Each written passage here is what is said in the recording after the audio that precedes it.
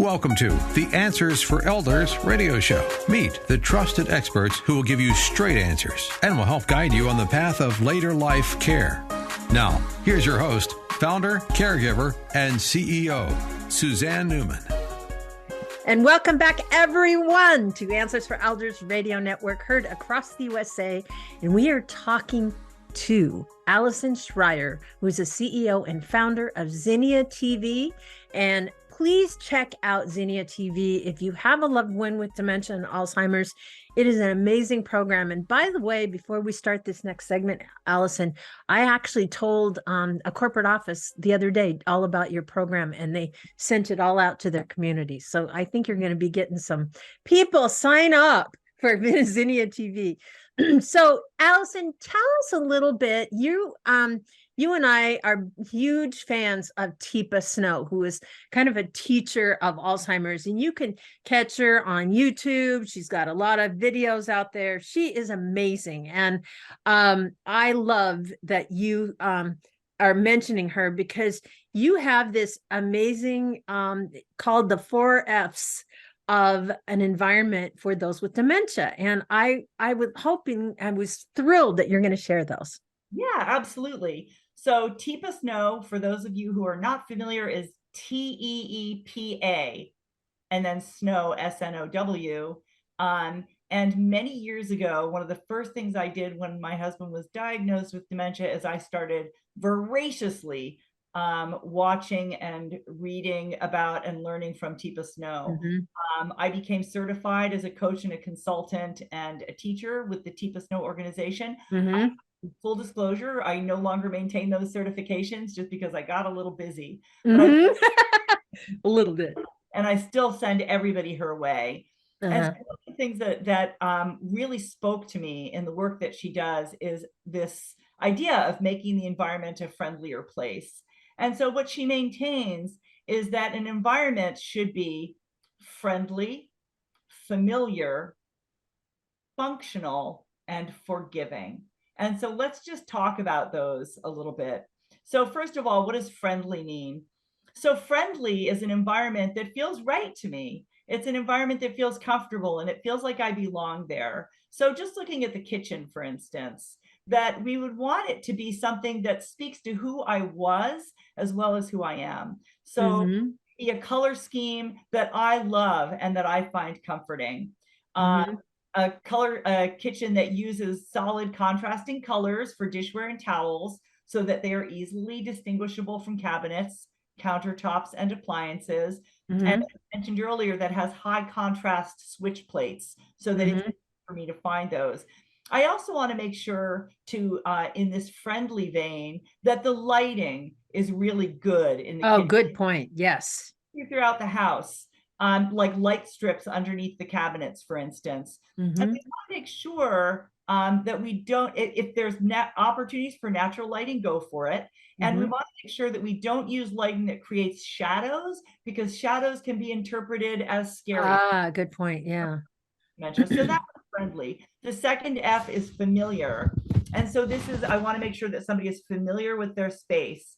So we talked earlier about using maybe like lime green or white labels with bold lettering to identify the location of dishware, cookware, and so on. Mm-hmm.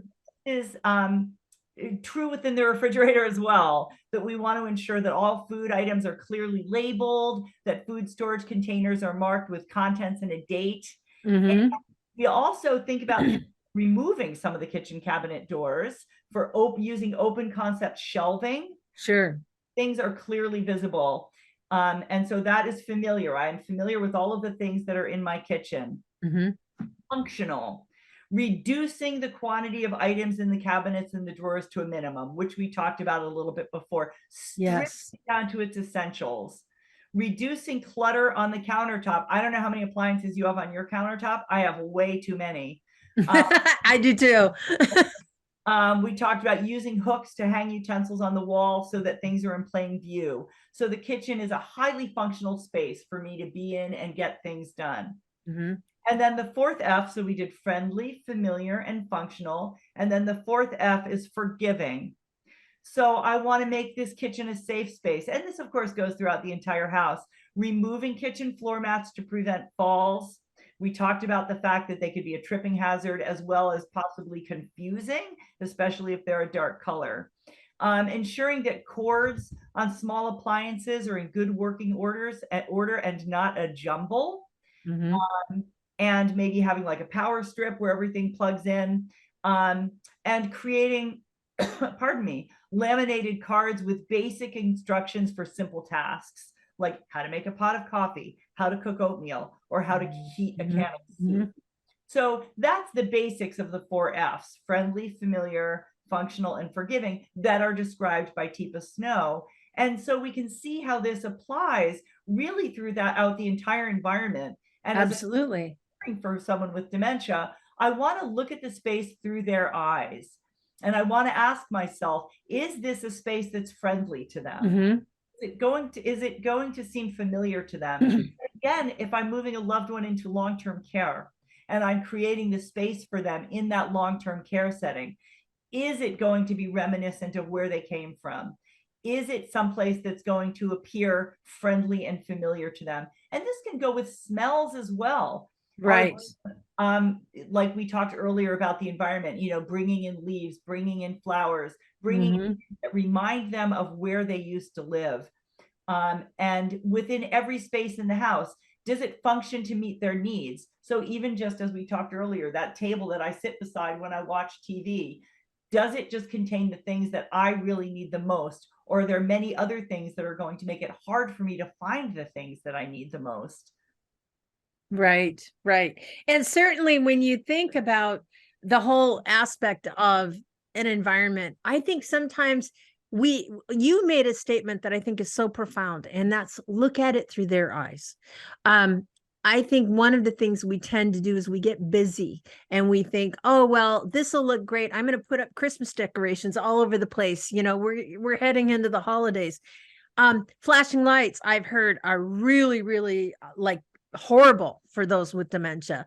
Those are some things. So, anything I'm think that I'm hearing from you is calm, finding ways that are friendly, that is, and you mentioned music, which I think is so important. And thank you so much, Allyson, for being on the show this hour. It's been amazing. I could do 20 hours with you, and I definitely want to have you back again soon.